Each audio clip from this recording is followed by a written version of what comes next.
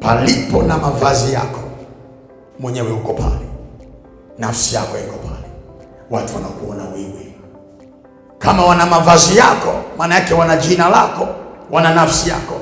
Kama mwenye mavazi huna nguvu za Mungu, huna ulinzi wa kimungu, huna ulinzi wa damu ya Yesu, chochote cha hila ambacho utakifanya kwenye mavazi yako, wakiitaja nafsi yako itasemeshwa katika ulimwengu wa roho.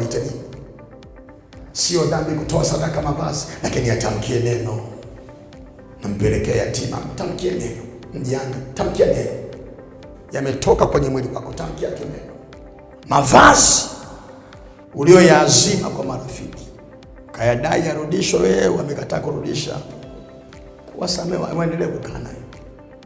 Kama kuna nguo zako zilipotea, alafu baada ya muda nikarudi, hata kama una upako wote wa kutakasa, naomba hiyo usiyapokee. Kuna vitu unatumia upako, unatumia na akili, unatumia na hekima, unatumia na maarifa. Unajaribu kusikia watu wanapoteza pete za ndoa kwenye mazingira ya kutanisha, pete inapotea tu, hawajui ipotelea wapi, afu hawajui wanaombaje. Kuna kitu kinawinga kwako, hakirudi kama kilivyo, kinabeba kitu katika ulimwengu wa roho.